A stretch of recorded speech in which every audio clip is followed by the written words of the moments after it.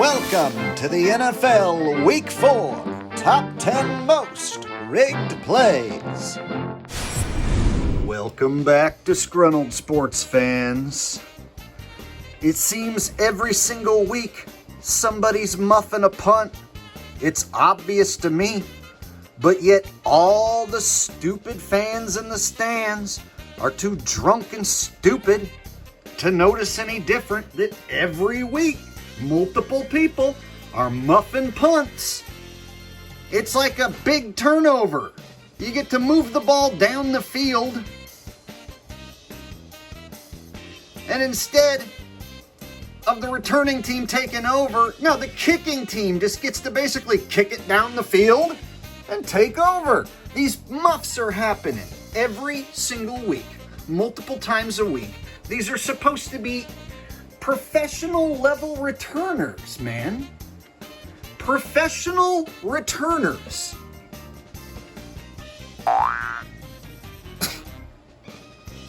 That should be like catching a pop fly in baseball. It should be routine. That should maybe happen once or twice in an entire season. But no, it happens every week, multiple times a week. And the fans, they all believe it, man. All right, so here is an obvious scripted turnover. Jacksonville up 2 touchdowns. They're going to go for it on 4th down. And let's see what sort of play they choose on 4th down and 3.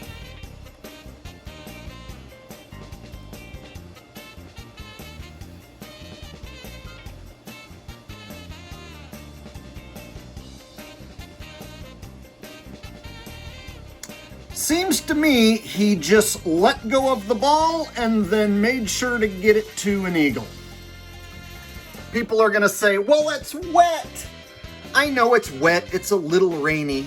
But to me, he could have regathered it. Even if he accidentally drops it right here, he could have totally picked it back up, but instead he shoves it to the Eagles guy. Yep, sorry. Don't believe that you accidentally dropped it because it's wet. Looks to me like a scripted fumble for idiots who are going to say, it was wet. That's why, because it was wet. Here's another instance of a scripted turnover. This is a fixed fumble. We're supposed to believe these guys are professionals, the best in the world. And at the same time, we're also supposed to believe that they make junior varsity level mistakes like this.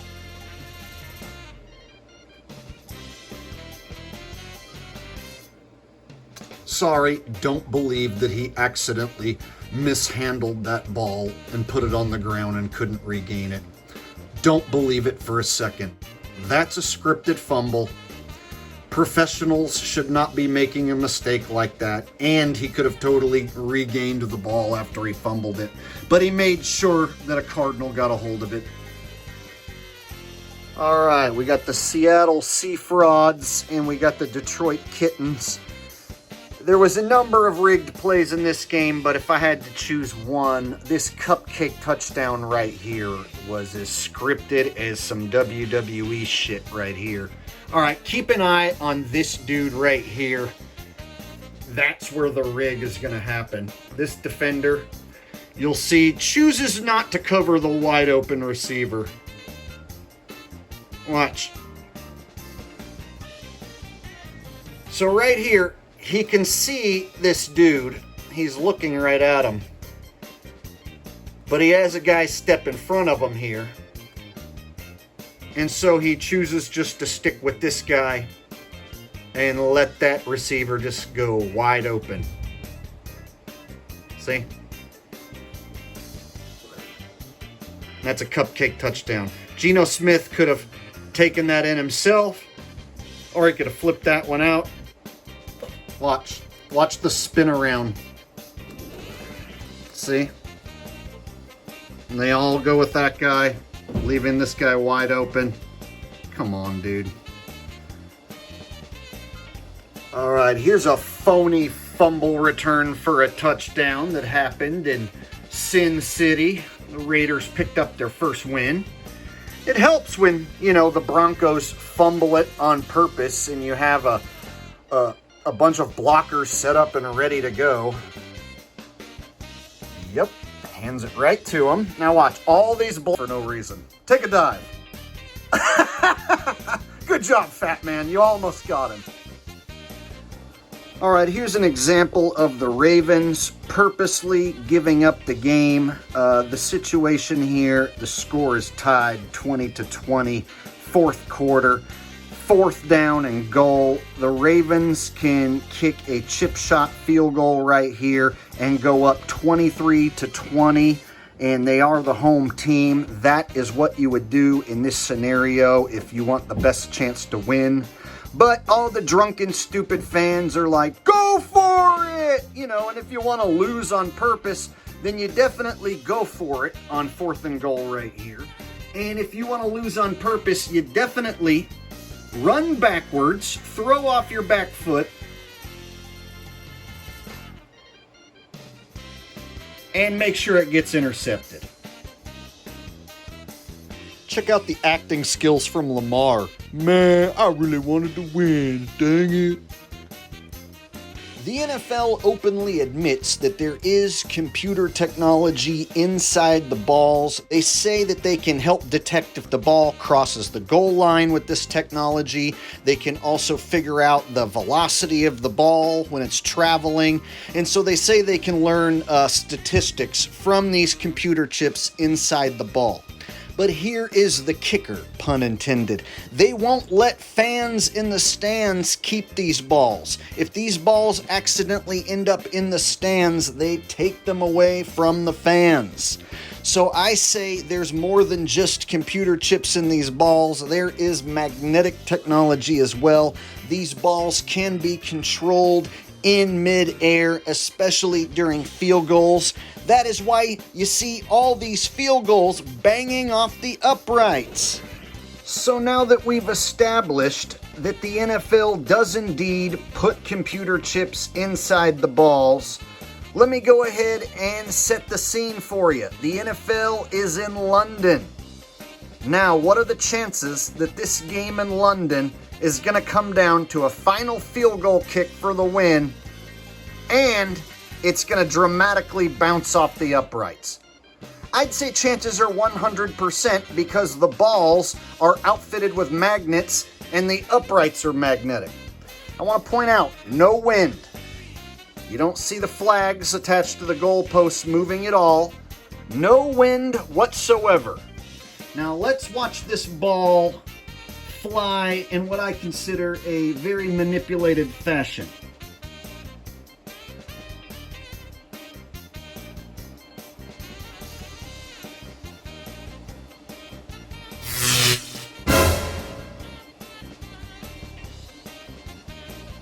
Wow, so dramatic. The Saints just lost the game on a double doink. What are the odds? Now the NFL is in London, and they want to sell the people of the UK their American football. So what better way to do it than to script this heart-throbbing ending with a double doink field goal attempt off the crossbar. Wow, so dramatic. Here's what bothers me most about these field goal attempts that bang off the uprights. They happen multiple times a week, every week. That never used to happen. I grew up watching football in the 90s, into the early 2000s. You rarely ever saw a field goal attempt bang off the uprights. It happened maybe once or twice an entire season. Back in the 90s, this rarely ever happened. And now it happens every single week, multiple times a week, and all the stupid NFL fanboys have no clue. They aren't paying attention at all. I'm flabbergasted, and I'm flabbergasted that other people aren't as flabbergasted as I am about these balls banging into the uprights at the frequency in which they do.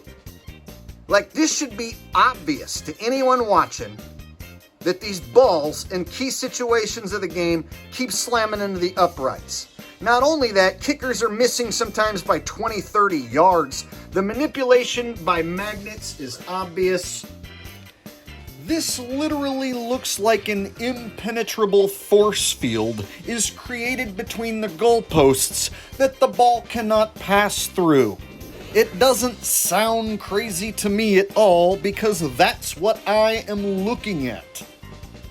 Now, the NFL is allowed to rig its own games because it is sports entertainment just like the WWE. So here's a play everyone was talking about, and to me, this is a scripted injury. This is like a professional wrestling kayfabe injury. Tua doesn't seem to go down that hard in this play. In my opinion, this doesn't look like a play that's going to cause somebody to have a concussion and get knocked out of the game.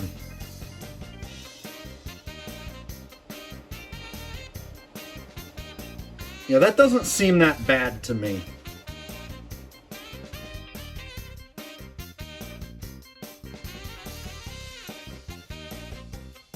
And then, of course, he does this stupid thing with his fingers, and all the NFL fanboys are like, "Oh my God, he's hurt so bad. Look at his fingers, bruh. Bruh, look at his fingers. You know he has to be hurt real bad." Here's how easy it is to do some stupid shit with your fingers. This is Leonardo DiCaprio, 1993, a movie called What's Eating Gilbert Grape. He's playing a boy who has mental disabilities. See? Real hard to do that, isn't it? So hard to do stuff with your fingers. "Oh man, I hope he's gonna be alright." Then they wheel him out on the stretcher for dramatic effect. Yeah, he'll be back throwing touchdowns in a couple weeks and they'll call him a hero. So with Tua going down, the Dolphins bring in Teddy Roosevelt to save the day. He's gonna try and lead the Dolphins to victory while Tua is kayfabe injured. Alright, so let's see. What are they going to have the backup do? Miraculously win the game? No. You're going to have the backup purposely lose the game. Alright, so they tell Teddy Bruschi to purposely throw a pick and then get out of the way because why? Because the Bengals need to cover the spread real quick. So, Teddy Bruschi, you need to hurry up and throw a pick, all right? And don't try and make the tackle or nothing funny. All right.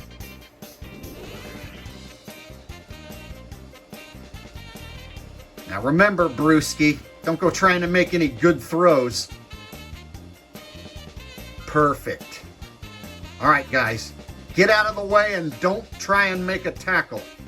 Especially not Tyreek Hill. Tyreek Hill better not try and make a tackle. Good job, Tyreek. Such a terrible scripted play. So all in one play, you have a purposely thrown interception. This Dolphins wide receiver sees the guy intercept the ball, but he looks away, and then he runs to the right instead of trying to make a tackle. Unreal. And then Tyreek Hill, the fastest guy on the field, could jump on this dude's back or pop the ball out from behind, but he does neither. Y'all know what this is here?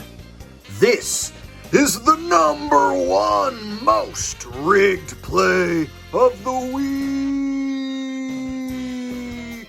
All right, I'm not even going to say anything else. Let's just get to it. Janine Garofalo going to fade back and complete this pass here, and then you watch what happens next. Can this guy make a tackle? No. Can these two guys make a tackle? No. All right, this dude here, he's going to stop him. No, he couldn't do it either. Any of you guys going to try and speed up and make the tackle? No. that's the kind of effort we get out of NFL level defenses these days. And that's the defending Super Bowl champions right there. But let's just take a look at this effort that they're giving. Every single guy, watch this guy turn around, whoop, go the other way, and then watch them hang out up here and not even attempt to speed up and make the tackle. Look, jogging, just jogging. Yeah. I implore you to go back and watch this one on your own. The devil is in the details. Watch this. Should make a tackle right here, right? Okay, mistakes happen. If it was just that, I could see just that. But this guy right here, boom, here and here. This guy turns around the wrong way and just stays on the outskirts of the play when he could easily make this tackle. See? Watch him turn in a way that you would never do in a game and just exit the play. Meanwhile, this guy right here, he looks like he could make the play, but he conveniently finds a way to get blocked. No way should this guy make it to the end zone.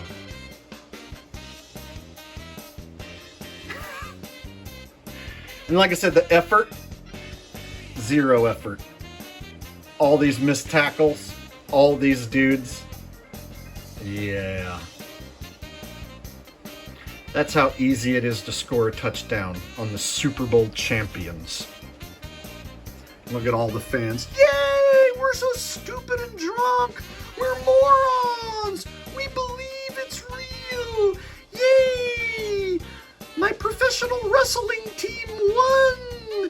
Whoop-de-doo! If you enjoyed this video, smash the like button. Make sure you are subscribed. Click the little bell dealie so maybe YouTube will send you a notification. And I will see you in the next video.